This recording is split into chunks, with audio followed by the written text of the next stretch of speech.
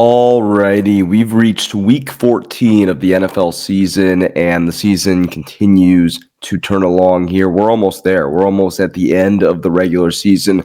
The playoff picture at this point really starting to heat up. If you look at it, we still do have a few teams that are on a super late bye. We have the Patriots, the Giants, the 49ers, and the Panthers. They will all be on byes this week. But with that being said, let's get into the picks for week 14, and let's start with this Thursday night football matchup, which is a really good one. You have the Cowboys and the Lions. The Cowboys have really been on fire recently. They had a really good victory against the Kansas City Chiefs, and I really think it's because that offense is starting to play at such a high level. I mean, they've always been a team offensively that has been really good overall. It's been their defense that's been the big question. But since they've made the trade, since they've acquired a few other pieces, and they've really done a good job of getting their interior defensive line put together, they've been a much better defensive team. And that's why when I look at this matchup, you look at a Detroit team that has just not played as well recently. I think the Cowboys, since they do have better interior defense, can do a decent job of shutting down Jahmyr Gibbs in this one. So what I'm going to do is I'm going to take the Cowboys in this game in an upset. I'm going to take them to beat the Lions 28-25. I just think with that offensive firepower mixed with how good they are against the run from a defensive perspective, I just believe that Dallas is going to find a way to pull the upset. They've been on fire recently. Give me them 28-25 in this matchup. Moving on to the Sunday slate, you have the Bengals and the Bills. And the Bills are coming off of a good victory against the Steelers, where they really, after the first half, they really dominated the flow of that game. And Josh Allen played pretty well. Now you look at the Bengals, though, they have momentum back. They have Joe Burrow. They're coming off a big win against the Ravens. Now, albeit the Ravens are not looking that good of a team right now. Lamar just doesn't look himself. So I don't know how much to take away from that Bengals game. You know, Joe Burrow is back, but I still am going to take Buffalo in this one, 30-28.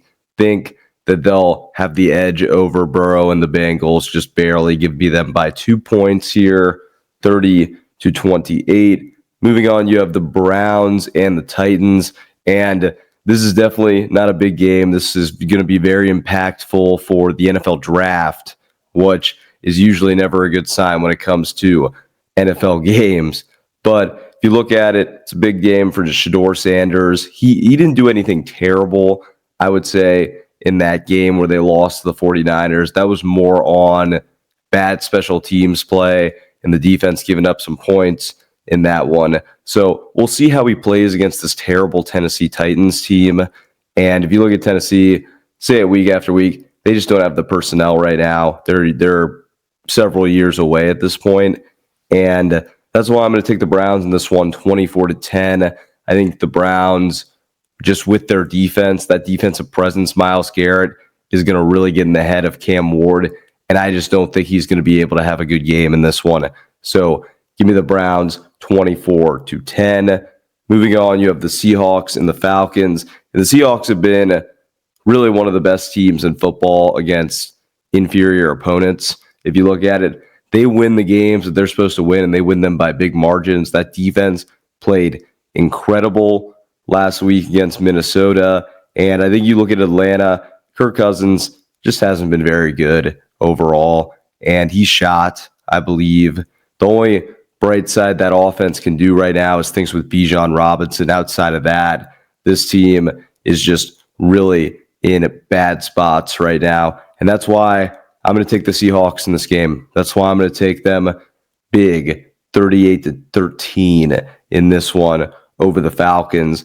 I just think in a game like this, Seattle is going to do what they've done all year, and they're going to dominate throughout, and they'll win this one 38-13.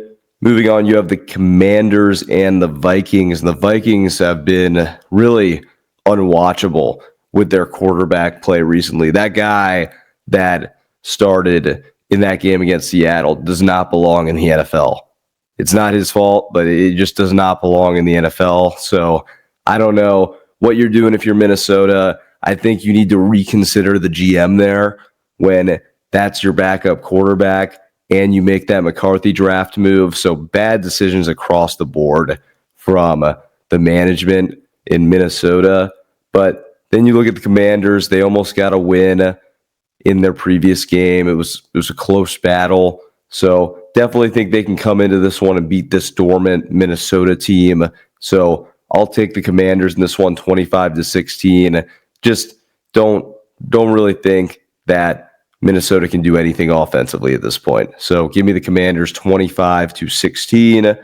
Moving on, you have the Dolphins and the Jets. And the Dolphins have been gaining a little momentum recently in recent games, albeit they've played really bad opponents. They really had an easier schedule this year if you look at it through and through. And then the Jets, they've been doing better, but still at the same time, they just cannot get into a rhythm of things. They cannot find the winning promise. I don't even know if they want to win at this point. They probably want to get a better draft position. So if you look at this one, I think Miami will win it. I think they'll win it 20-13. I think they'll have enough to get over the Jets. Expect a decent game from Breece Hall and Tyrod Taylor. But overall, I think Miami gets it 20-13. Moving on, you have the Saints and the Buccaneers. And Tampa Bay, they got a really big victory last week. And I think that was a victory that they needed to get after their skid that they had. And this is another must win for them, in my opinion. And you look at the Saints, and just like the Titans, I've been saying it all year, they don't have the personnel right now, especially offensively. I will say Shuck looked a little bit better in that game that he played last week, but still miles and miles away from being a consistent NFL quarterback at this point. And if you look at Tampa Bay, they're just better, and they have a defense that can give the Saints some issues here. So give me Tampa Bay in this one, 27-20. Think the Saints make it close at the end. It's a divisional game, but I do believe Tampa Bay wins this one 27-20.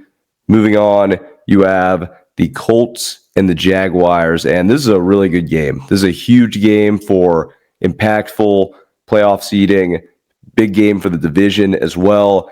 And I've went back and forth on this game a lot. I think you're looking at a coin flip in this one. Colts have not been playing as well. Daniel Jones has that injury, so definitely something to keep of note when it comes to Daniel Jones. And if you look at the Jaguars over there, they've been playing some really good football recently. They have proved me wrong before. I came out here and said earlier that they were just not that good, that I didn't believe in them, and they got some big victories to prove me wrong in that. So I think if you look at it through and through, if Jacksonville can stop the run game, which I think they can, they actually have a pretty solid defense, then they can find a way to win this game. So I'm going to take the Jags in this one. I'm going to take them 29-26. I think they get a huge victory for impact of potentially winning this division, and the Jaguars win this one 29-26 over the Colts. Moving on, you have the Steelers and the Ravens. Another huge game when it comes to the impact of overall seeding within this division. And if you look at it, both teams are playing really bad football right now. Both teams are going through rough patches. Both quarterbacks are kind of struggling through and through with both these teams. So it's another one of those where I don't feel comfortable picking either team. I wish they were playing other teams so I could pick against them, but they're playing each other. And in this case, just given how Pittsburgh's played recently, I'm going to take the Ravens 16-13 in this one. I don't know how good Lamar Jackson's going to play. I'm really relying on Derrick Henry and Baltimore's defense in this game, more so than Lamar Jackson. I think he's still struggling with an injury and he's trying to play through it. That's got to be the answer to this because he hasn't looked anything like himself in these recent games. So give me the Ravens in this one in a very narrow, ugly victory, 16-13 over the Pittsburgh Steelers. Next up, you have the Broncos and the Raiders. And Raiders just can't get anything going. through and through. Their offense is a joke, and the Broncos have one of the best defenses in the NFL. So I don't think this is going to go very well for the Raiders in this one. And if you look at it, Broncos, they might, because it's a divisional matchup, they might struggle a little bit in the first half, which has been a trend that they've had. But overall, I think they're going to find a way to win this one pretty decently big. And I think they'll win by 10 points. Give me the Broncos 20-10. I just think when you factor how good that defense is and how bad that Raiders offense is, they should be able to get at least a 10-point win in this one. Give me the Broncos 20-10. Moving on, you have another massive game, divisional matchup, Bears-Packers, another big game that has big playoff implications in this Week 14. And you look at Chicago, they keep winning, they keep rolling. Then you go to Green Bay, a team who was able to get a big victory over the Lions last week. And now, all of a sudden, they're playing each other for a big-time spot in this division. And I think you're looking at a really close battle here. But if I had to take one of the sides, I'm going to take the Packers. The Packers have owned this rivalry historically. Now, I do know that it has been a different year for the Bears. They've been reinvented, but I still think the Packers get them in this game. Like I said, they've owned this rivalry historically. Give me the Packers 27-24. I think they just squeak by a field goal. Green Bay over Chicago 27-24. Moving on, you have the Rams and the Cardinals. And in this one, if you look at Arizona, they just haven't had it. They've been better offensively, I will say, with Jacoby Brissett, but they have too many liabilities on defense, and the Rams are coming off a game where they didn't play very well against the Carolina Panthers. So if you look at it, this is a game where the Rams are looking to bounce back. They're good in those games. Give me the Rams 35-24, an easy victory over the Arizona Cardinals. I will say, though, McBride, he's having a season to remember as a tight end. He's having a really good year, but it's going to be all for nothing in the end because they continue to lose in Arizona. Moving on, you have a huge Sunday night football game between the Texans and the Chiefs. This is a game right here where it could really all be over for Kansas City. If they lose this game, there's not a question about it. They're not going to make the playoffs. They're done if they lose this game, and it would be a huge game for Houston as well as they've continued to win. Houston probably has the best defense in the NFL if you look at it, and it's going to be a really tough test for Patrick Mahomes. But like I've been saying, Chiefs are a team that I just don't feel comfortable betting against at this point with Patrick Mahomes and them. I know he has not been that player this year in certain regards, but I think they're going to have enough to get through the Texans, I should say. I think they're going to have enough to get through them. It's going to be a really close game, but I'm going to take the Chiefs in a slight victory here, 24-20. Really close game, but Chiefs backs against the wall, season on the line. Give me them in this one, 24-20. Expect Rashee Rice to have a good game in this one. Then moving on to Monday Night Football, you have the Eagles and the Chargers, and in this one, the Eagles, they're free-falling right now. They really need a good victory. And if you look at the Chargers, albeit they have really good coaching and quarterback play, they still do have some injuries that are really limiting them from reaching their full potential at this point. Now, they're getting a little bit more healthy, but at the end of the day, this is, in my opinion, a must-win game for the Eagles. So I think they go in to California and get a massive victory. I think they win this one 21-17, and they get a huge victory against the Chargers in this one. And with that being said, that's going to do it for week 14 of picks. I will have my next week of picks coming up here, but if you look at the screen right now, that's my season record right there. Turning along, still trying to get to 75%.